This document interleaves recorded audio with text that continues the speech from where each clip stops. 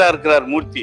அங்க என்ன மதுரையில் இல்லாத கல்லூரிகளா? அவர் தொகுதியில் ஒரு கல்லூரி வேண்டும்னா அவரும் கேட்டுக்கிட்டு தான் இருக்காரு.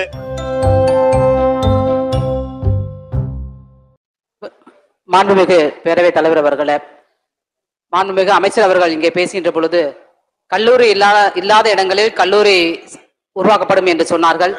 என்னுடைய தொகுதியான மானாமரை தொகுதி மிகவும் பின்தங்கிய ஒரு பகுதி.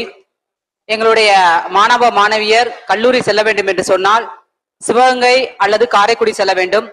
அப்படி இல்லை என்று சொன்னால் ராமநாதபுரம் அரசு கல்லூரிக்கு செல்ல வேண்டும். அதுவும் இல்லை என்று சொன்னால் மதுரைக்கு செல்ல வேண்டும். சுற்றுவட்டார பகுதிகளில் எந்தவித அரசு கல்லூரி என்பது இல்லை என்னுடைய தொகுதியில்.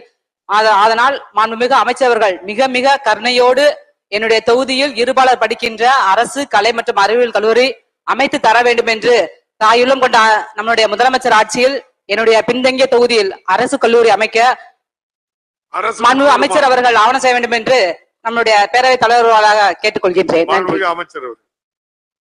மாண்புமிகு பேரவைத் தலைவர் அவர்களே, நான் எல்லாருக்கும் இந்த கேள்விக்கெல்லாம் பதில் சொல்லி இருக்கிறேன்.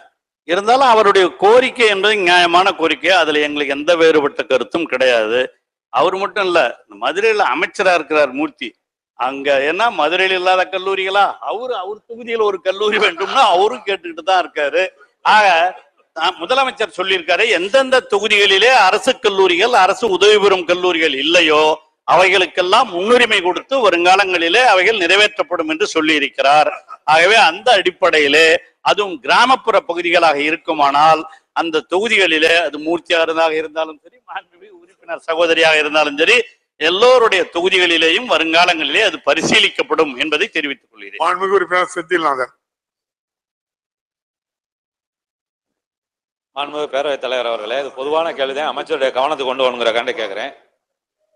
பொதுவாக கல்லூரி உதவி பேராசிரியர் பணியிடத்திற்கு யூஜிசி விதிகளின்படி ஸ்டேட் எலிஜிபிள் டெஸ்ட் அல்லது நேஷனல் எலிஜிபிள் டெஸ்ட் அல்லது பிஹெச்டி படித்திருக்க வேண்டும் என்ற விதி இருக்கிறது.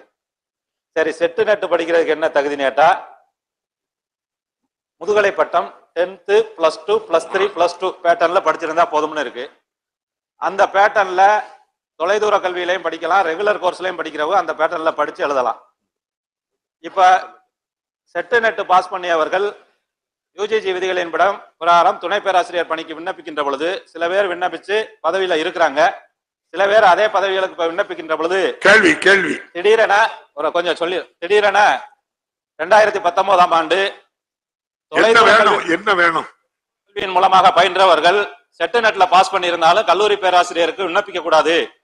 சென்னை உயர்நீதிமன்றத்தினுடைய மதுரை பெஞ்சில தீர்ப்பு கூறப்பட்டு இருக்கிறது. ராஜேஷ் என்பவர் வழக்கு தொடுத்தவனாலன்னு சொல்லி இருக்கிறாங்க. அவர் ஓபன் யூனிவர்சிட்டியில படித்தவர்கள் நேரடியா நீதிமன்றம் சொல்லிருக்கு. உங்களுக்கு என்ன செய்ய சொல்ல வாரீங்க?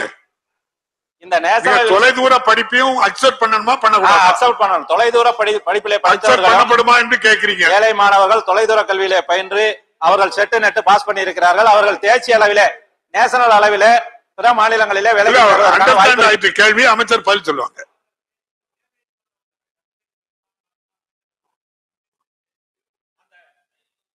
சொல்லு செய்தோ அல்லது தீர்ப்பு வந்தது 21/6/2019 நீதிமன்ற உத்தரவை நம்ம ரத்து செய்ய முடியாது. அரசு மறுபரிசீலனை பண்ணுமான்னு கேட்டிருக்கீங்க. தீர்ப்பு வந்ததற்கு முதல்ல செட்டு நெட்ல பாஸ் பண்ணவங்களுக்காச்சும் அந்த வாய்ப்பை கொடுக்கணும். ஏன்னா சில பேர் அதுல வேலைக்கு போயிட்டாங்க, சில பேர் இன்னும் வேலைக்கு போகாம இருக்காங்க. அவர்களுக்காக அந்த வாய்ப்பை கொடுக்கணும் அப்படிங்கறத நீதிமன்றத்துல மேல்முறையீடு செய்து போதும். கேள்வி போதும். அமைச்சர் மாண்புமிகு அமைச்சர் கேள்வி புரிஞ்சுக்கிட்டாங்க. எல்லாரும் உட்காருங்க, உட்காருங்க, உட்காருங்க தம்பி, உட்காருங்க. ஒரு கேள்விதான் போதும். மாண்புமிகு பேரவைத் தலைவர் அவர்களே, இந்த ஸ்லெட்டு நெட்டு தேர்வுலாம் யூஜிசி முன்பு மாண்புமிகு உயர்கல்வித்துறை அமைச்சராக இருந்த அன்பழகன் அவர்களுக்கும் தெரியும். இந்த யூஜிசி சொல்றதுதான் நாமும் கொஞ்சம் கட்டுப்படுத்தக்கூடிய, பல்கலைக்கழகங்களை கட்டுப்படுத்தக்கூடிய அதிகாரம்லாம் இருக்கு. அவங்க தான் இந்த ஸ்லெட்டு நெட்டு தேர்வுலாம் நடத்துறாங்க. ஒன்று சொல்றேங்க, அண்ணாமலை பல்கலைக்கழகத்துல இப்ப தொலைதூர கல்வி நடைபெற்றுக் கொண்டிருக்கிறது. அதை கூட நாங்கள் அங்கீகரிக்க மாட்டோம் என்று யூஜிசி அறிவித்திருக்கிறது. நாங்கள் அதை அங்கீகரிக்க வேண்டும் என்று அவர்களுக்கும் விண்ணப்பத்தை வைத்திருக்கிறோம். ஆகவே இந்த தொலைதூர கல்வியின் மூலமாக படிப்பதற்கு வாய்ப்பற்று நடுவிலே நிறுத்தியவர்கள் மற்றவர்கள் எல்லாம் படிப்பதற்கு அதிலே வாய்ப்பு இருக்கிறது என்ற காரணத்தினால்தான் முதலிலேயே அது கலைஞர் ஆட்சியிலேயே துவக்கப்பட்டு இது பரவலாக இந்த தொலைதூர கல்வி உருவாக்கப்பட்டிருந்தது என்பது உண்மை. அந்த தொலைதூர கல்வியிலே படித்தவர்களுக்கு இந்த தகுதிகள் வேண்டும் என்று சொல்லுகிற அந்த விண்ணப்பத்தை நாங்களும் ஏற்றுக்கொண்டு யூஜிசிக்கு எழுதலாம். அதுபோல இப்பொழுது கெஸ்ட் லெக்சரர்ஸாக இருப்பவர்களிலே பல பேர் ஸ்லட் நெட் தேர்வு பெற்றும் இருக்கிறார்கள்.